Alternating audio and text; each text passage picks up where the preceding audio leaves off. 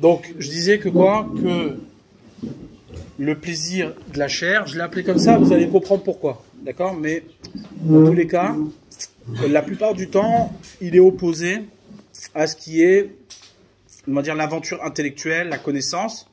Ouais, parce qu'on oppose de manière générale tout ce qui est le côté plaisir, pas simplement ce plaisir-là, et le côté intellectuel. Quand on est dans une démarche intellectuelle, on est séparé des plaisirs. Ouais, et lorsque on est dans le plaisir, quand je dis le plaisir, c'est le plaisir, comment dire, le plaisir matériel, eh bien, on est évidemment dans une aventure plus matérielle, et donc on est moins à même de réfléchir. D'accord?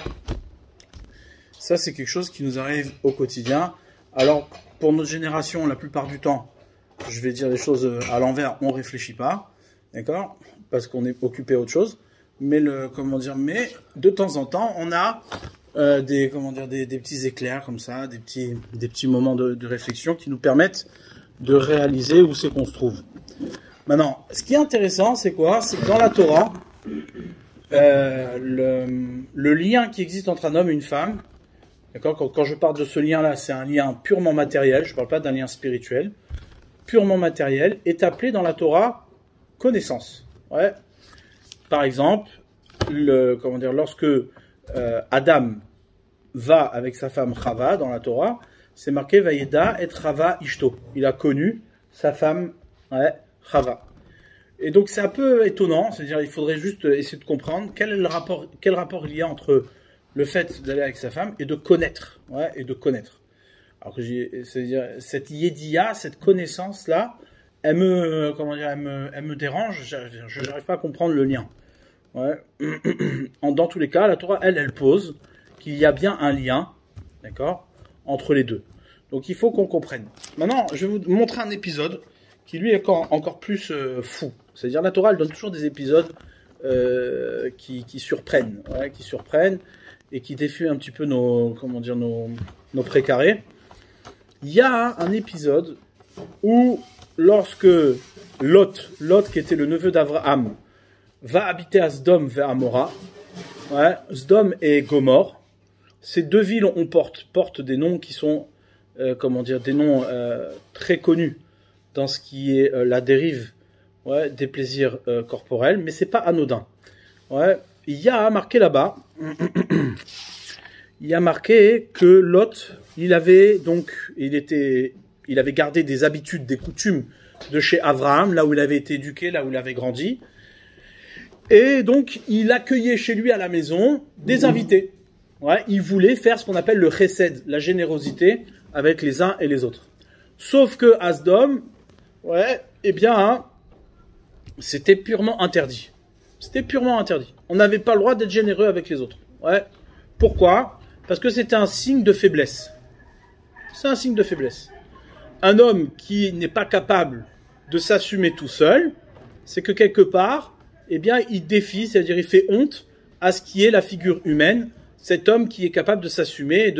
Si tu demandes la générosité à l'autre, c'est que tu insultes un petit peu ta dimension humaine. Ça, c'était la philosophie de Sdom, et il y a certaines civilisations très modernes qui sont pas très loin de cette manière de penser, bien que ça s'applique pas de la même manière, mais quelque part, il y a une espèce de valorisation de ceux qui s'assument, plutôt que de ceux qui ne s'assument pas et qui demandent la générosité. D'accord? Dans tous les cas, une fois, ce qui s'est passé, c'est quoi? C'est qu'il y avait une dame qui a été violée par plusieurs personnes. Et cette dame-là, elle a demandé de l'aide. Elle a demandé de l'aide. Ça, c'est ce que la Torah, elle raconte. Ce que je vous dis, c'est ce que la Torah, elle raconte.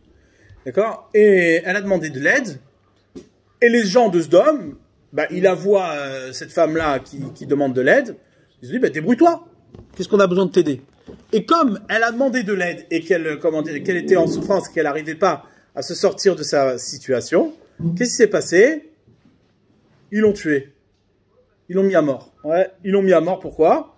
Parce que tu t'assumes pas, donc tu ne rentres pas dans les critères de notre idéologie, et donc elle a été tuée. C'est marqué que c'est cet acte-là qui a provoqué la colère d'Hachem, d'accord? T'as qu'à baisser la température. Bon. Et c'est cet acte-là qui a provoqué la colère d'Hachem. Ouais.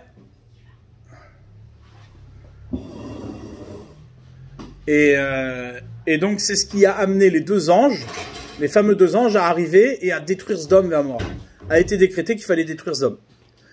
Lorsque ces deux anges arrivent chez Sodome, Lot voit les deux anges et dit « Venez chez moi, je vais vous accueillir, vous êtes mes invités. » Il les a accueillis chez lui. Et là, qu'est-ce qui se passe? Un truc de dingue. Écoutez bien, accrochez-vous, mettez la ceinture. C'est comment dire, un texte que jusqu'à maintenant, j'ai du mal à digérer. Parce qu'il est gore? Non, il n'est pas gore, non. Non, parce qu'il n'y a pas d'image dans la Torah, mais tu vas voir, regarde là. Il est pire que gore. Juste, je retrouve le texte.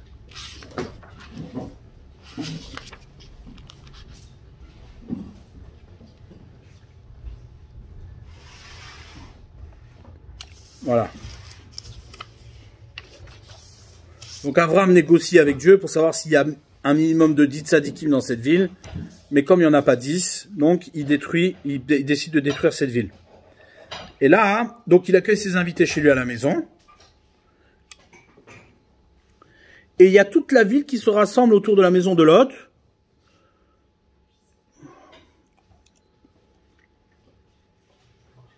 Je vous lis le texte. Les gens de la ville ont insisté énormément, c'est-à-dire ils ont mis une pression énorme à la porte de Lot. Ils se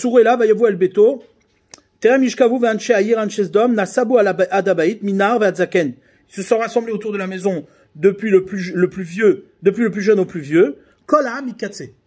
Toute la, comment dire, tout le peuple, tous les gens qui étaient de là-bas. Ils ont appelé Lot, ils l'ont convoqué. Ils lui ont dit, où sont les gens qui sont venus chez toi cette nuit? Fais-les-nous sortir. Et là, qu'est-ce qui est marqué? Veneda otam, qu'on les connaisse. Ouais. Donc Lot, il est rentré, il a pas, je vous lis pas la suite parce qu'elle est encore plus terrible. Et là, Rashi, il nous dit Veneda otam, c'est quoi qu'on les connaisse? C'est quoi cette proposition? Rashi, il dit Bemishkav Zachar. Ouais. Qu'on les connaisse, qu'on s'accouple avec eux, qu'on fasse, ouais, un acte homosexuel avec eux. Donc ça veut dire que Rashi, il a compris, nos sages ont compris du texte que Veneda Otam, qu'on les connaisse, c'est d'avoir un plaisir de chair. Ouais. Comme c'est marqué, que mot Asher lo yadou ish. Ouais. Donc vous êtes d'accord avec moi qu'on rentre dans ce qui est très bizarre. Ouais. Plus que bizarre. Bien.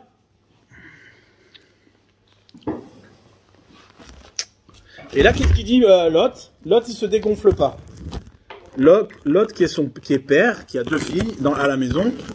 Regardez bien, suivez bien. Comment dire, il a deux filles à la maison. Il dit, ah non, vous voulez mes invités pour vous amuser? J'ai quelque chose de mieux pour vous. Inena lishte banot, voici que j'ai deux filles. Asher lo yadou ish, qui elles n'ont pas connu d'homme. Elles n'ont pas connu d'homme. Otiana eten alechem, je vais vous les proposer, je vais vous les sortir. Basulahem katob enechem, faites-en ce que vous voulez. Rak lanashim à elles, seulement ces hommes-là, al ta'asu davar, ne faites rien. Kielken baou betzel korati. C'est pour cette raison qu'ils sont venus sous mon toit, je me suis engagé à les protéger. D'accord? Alors évidemment qu'on ne va pas élucider tous les mystères de ce texte ce soir, mais mais moi ici ce que je vois c'est quoi? C'est que c'est vrai, il va exploser. Ce que je vois ici c'est quoi? C'est que la Torah elle vient dire que tout ça, et c'est pas simplement d'un côté, on voit que c'est dans dans la dimension générale de ce lien qui existe de la chair. Ouais, c'est quoi? C'est Yedia, connaître. Et donc là, maintenant, je vais essayer d'approfondir avec vous. Le mot chair en hébreu se dit comment? Comment on dit de la chair? De la viande. Bassar. Bassar, c'est la même racine que bosser. Bosser, bessora. Bessora, c'est une annonce. C'est annoncer. Ouais, c'est transmettre. D'accord? Il y a dans le mot chair quelque chose qui porte un message. La chair porte un message. Ouais. Et c'est la racine du mot en hébreu, nous l'annonce directement. Elle nous dit, la chair porte un message. Or, nous, on n'est pas tellement sensible au message de la chair. Pourquoi? Ben parce que on la contente lorsqu'elle se manifeste. Ouais, eh bien, on la contente par un plaisir. Sauf que, au final, ce plaisir-là qui se provoque chez l'homme, c'est-à-dire la chair, ce qu'elle réclame, c'est pas un plaisir. Ouais, c'est pas simplement de lui faire un câlin, de l'adoucir comme une belle viande que tu es là, que tu tapotes pour pouvoir la faire cuire. D'accord? Non, c'est pas ça qu'elle demande. Ce qu'elle demande, c'est quoi? C'est de transmettre quelque chose. Elle a une annonce à faire. Elle est en manque de yédia, elle est en manque de connaissance. Ouais. Elle est en manque de connaissance. Donc, c'est-à-dire, j'aimerais élucider ce mystère-là qui existe chez l'homme. Il y a un verset dans la Torah qui dit la chose suivante. Omi besari echeze eloka. De ma chair, je vois Dieu. Ouais. Le prophète Yeshaya, il dit Oumi Bessari, et de ma chair, Echezé, je verrai Dieu, Eloka. D'accord? Donc ça veut dire que il arrive à ressentir dans sa chair, ouais, la convocation d'Akadosh Baruch Hu. Et qu'est-ce que la chair a à dire? Ouais, qu'est-ce qu'elle fait, la chair? Comme c'est marqué Marbe Bassar, Marbe Rima. Ouais, celui qui multiplie la chair et multiplie les insectes, les vers de terre. Pourquoi? Parce que plus tu as de la chair, plus ça va finir de la vermine.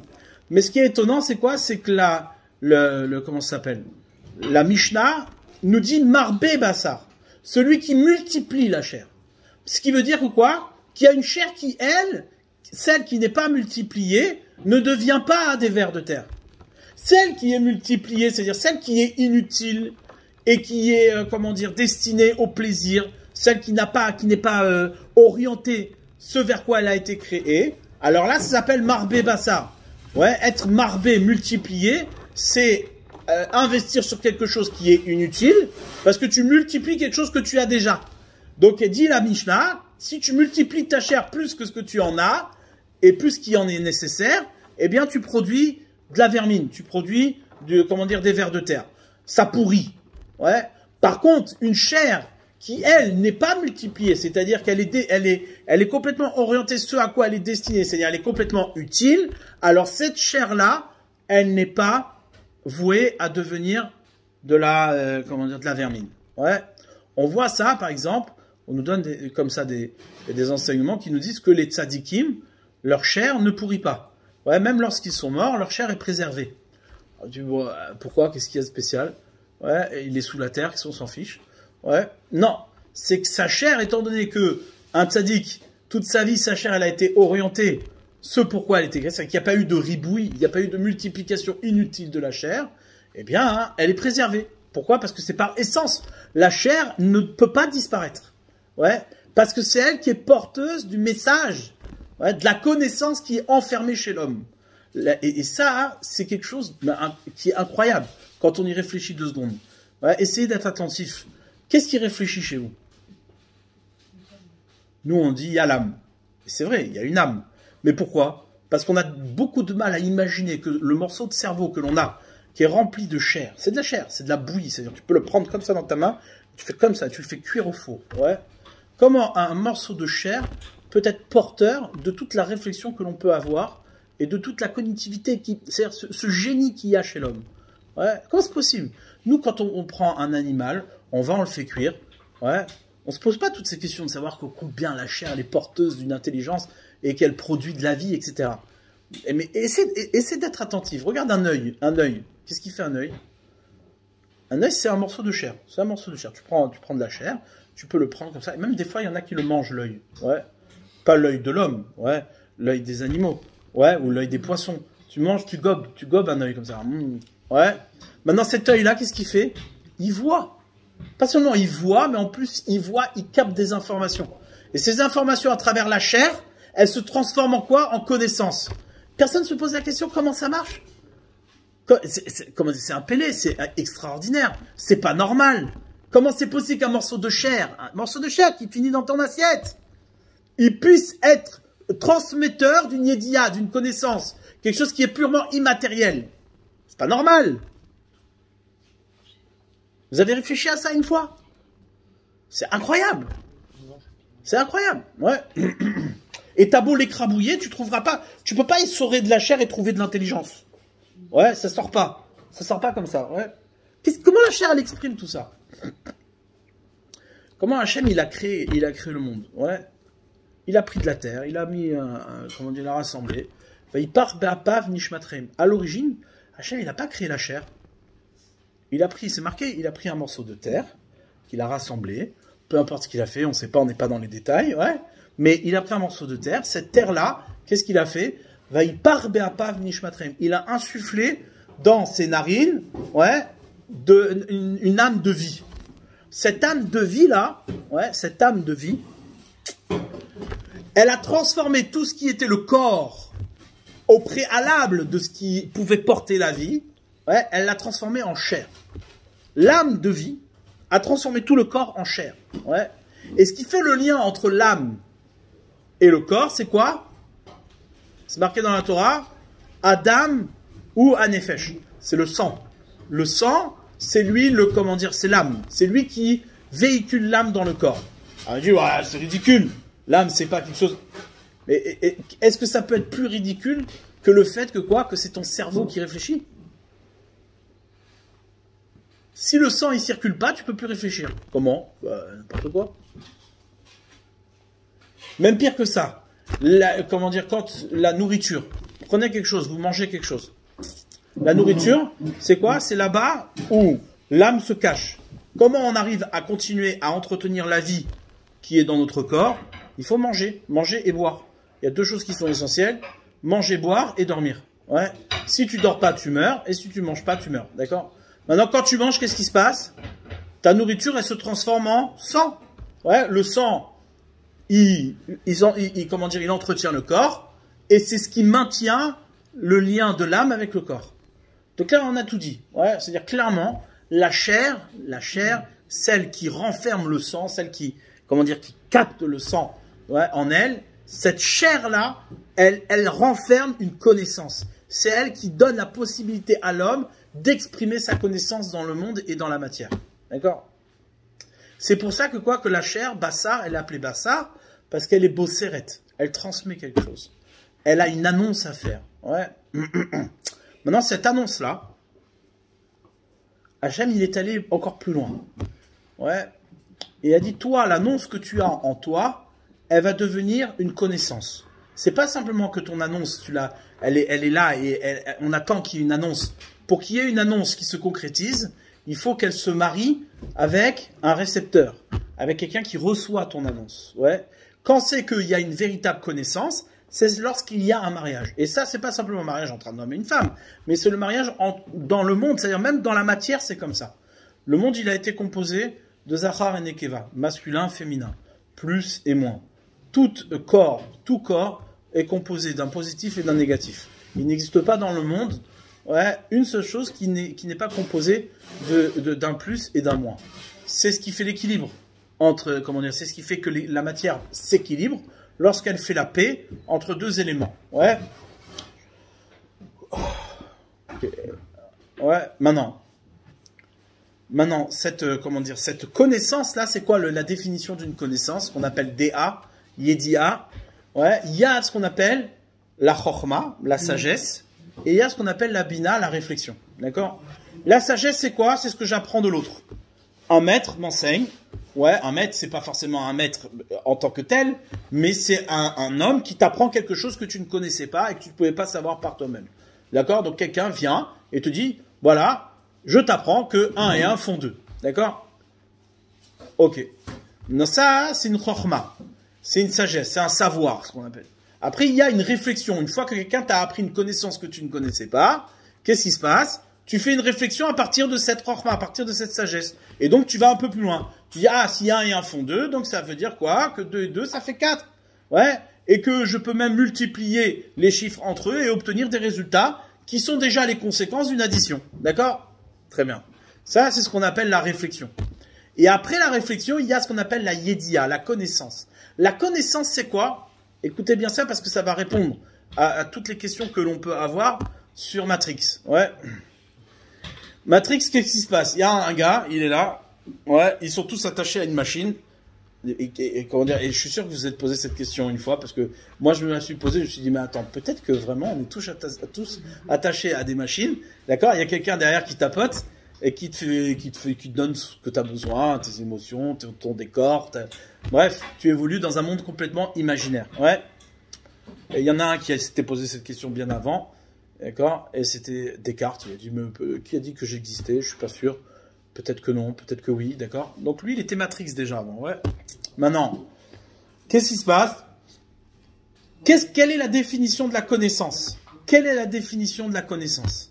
La définition de la connaissance, c'est la résonance du savoir et de notre réflexion dans notre chair.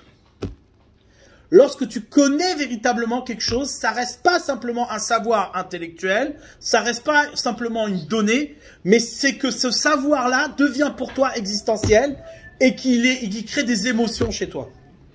C'est pas suffisant de dire oui, je sais que 1 et 1 font 2. Mais lorsque tu trembles devant un exercice de mathématiques parce qu'il y a tout ton corps qui est convoqué, on peut dire que tu es un passionné de mathématiques et tu as une véritable connaissance de la mathématique. Alors, il y en a pour qui c'est la mathématique, il y en a pour d'autres, c'est d'autres choses, d'accord? Nous, ce que l'on connaît, c'est l'image. Aujourd'hui, l'effet qu'a la connaissance d'une image sur nous, c'est très puissant. Pourquoi? Parce que l'image, elle est pour nous une connaissance véritable. Ouais. Tellement qu'elle est une connaissance véritable qu'on n'arrive pas à s'en défaire. L'image est essentielle. Elle fait vibrer chez nous, notre chair, d'accord? Donc, ça veut dire que le degré de connaissance s'adapte en fonction de la résonance qu'a le savoir d'une chose dans ta chair. D'accord? Maintenant, et c'est pour ça qu'Akadosh Baruch Hu, il nous a demandé, ouais, et c'est comme ça qu'il a fait les choses, on ne peut pas donner la vie sans qu'il y ait justement la résonance de ces chairs. Ouais. La chair, elle peut pas. C'est-à-dire, si la chair ne réagit pas, si le degré de connaissance qui est nécessaire à ce qui est vivant n'arrive pas au point de la résonance de la chair, eh bien, on ne peut pas donner vie. C'est pas possible. La vie n'est pas... Ouais. Et aujourd'hui, je pense qu'il y a une réflexion intéressante à avoir. C'est quoi? C'est qu'aujourd'hui, de plus en plus, la vie, on la donne et on la matérialise de manière très technique. Ouais.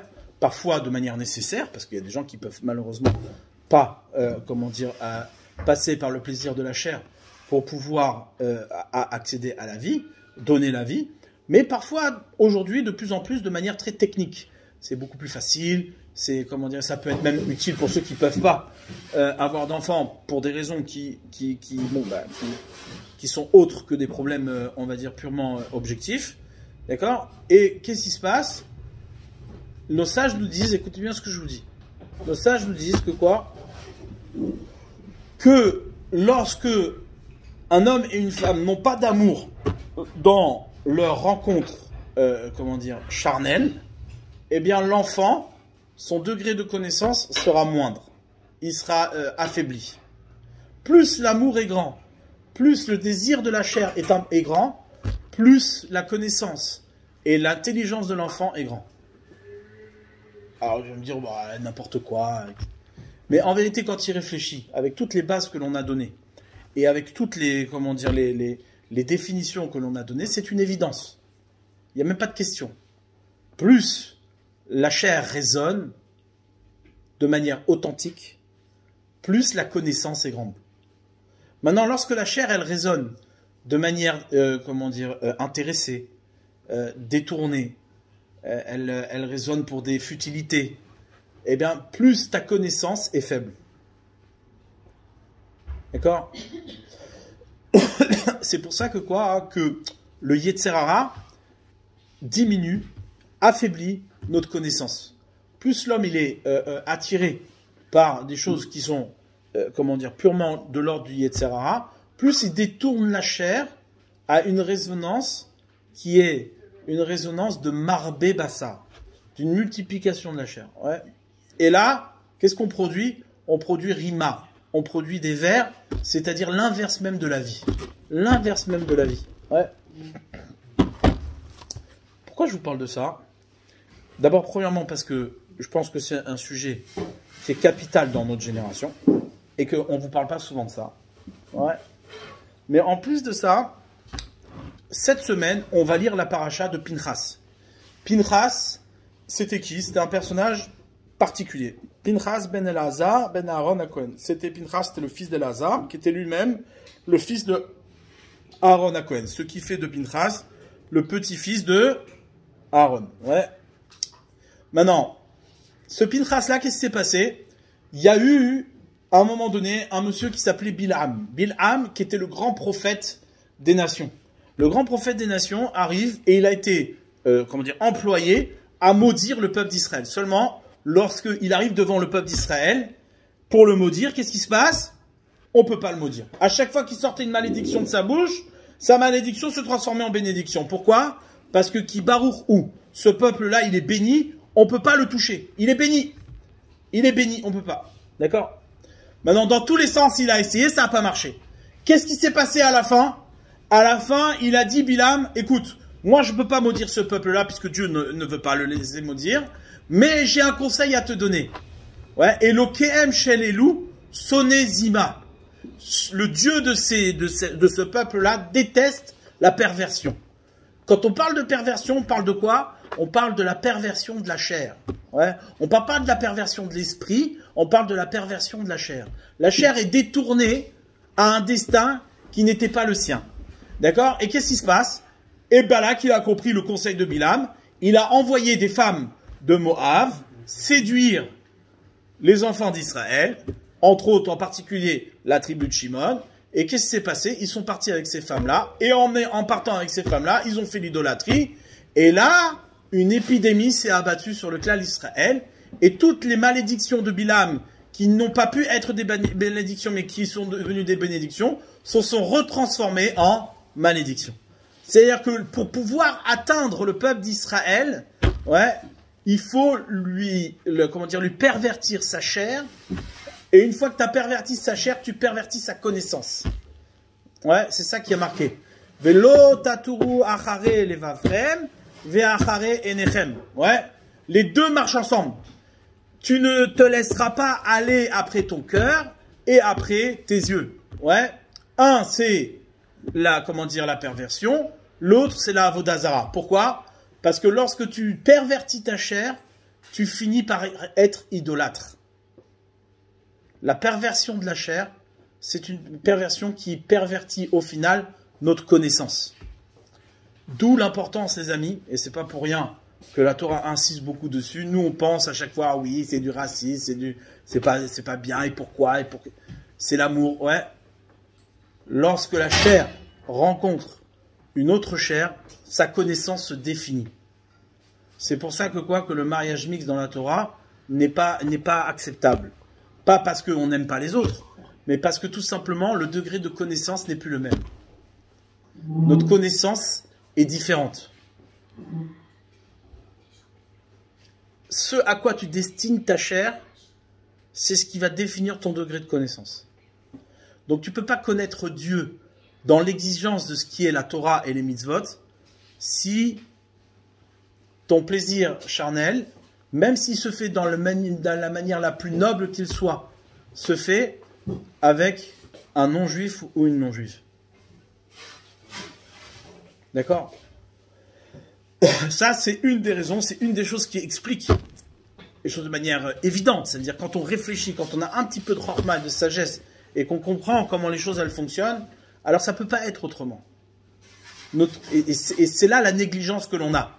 Souvent, on est prétentieux à définir notre connaissance et notre degré de réflexion en fonction de notre seren, de notre intellect. Ce qui est complètement faux. Notre degré d'intelligence est proportionnel, ouais, à la kedusha, à la préservation que je fais de ma chair. C'est pas pour rien que quoi? Que le peuple juif est un peuple qui a une mitzvah, c'est le début de tout, ouais, une mitzvah sur sa chair, ouais, sur sa chair elle-même. Tov, mais qui sont, voilà, c'est un petit peu l'idée. Je pense qu'il y a ici des choses énormément, des belles choses à réfléchir, pas simplement sur ce qu'on a dit, mais ça va plus loin. Ça veut dire, on a la chorma et on a la réflexion. Maintenant, voilà, ce soir, on a travaillé sur la chorma, sur la sagesse. À vous de réfléchir et d'arriver à une véritable connaissance. C'est-à-dire, la connaissance, c'est d'être sensible, d'être soucieux que ta chair résonne, que ta chair tremble sur tous les sujets qui sont importants. Il faut qu'elle tremble. Si tu trembles pas, alors ça veut dire que la connaissance, elle n'est pas encore là. Elle n'est pas encore là. Ouais. C'est pour ça qu'en hébreu, Dea, Yedia, c'est Chibour. C'est un lien. Connaître, c'est être lié. C'est être lié. Ouais. Et c'est pas bien de pervertir et d'amoindrir le pouvoir de la connaissance. D'accord? Des questions? Est-ce que s'il y a eu ce lien entre mix, ce que tu as dit, c'est-à-dire que la connaissance est plus accessible après ou... Elle est limitée. Après, quelqu'un qui fait tchouva, bien sûr, évidemment, qui peut réparer. Mais encore une fois, c'est-à-dire n'importe où tu limites la résonance de ta chair, eh bien évidemment que ta connaissance est amoindrie. Et donc il faut un travail particulier pour pouvoir le développer, pour pouvoir la faire grandir. C'est lié. Ouais, c'est lié. L'un et l'autre sont liés. Donc on peut prendre du retard. Dommage de perdre du temps. Ouais. Il vaut mieux, aller chercher la connaissance. Ouais. Il vaut mieux aller chercher la connaissance. Rapidement. Sinon, on prend du retard. Oh,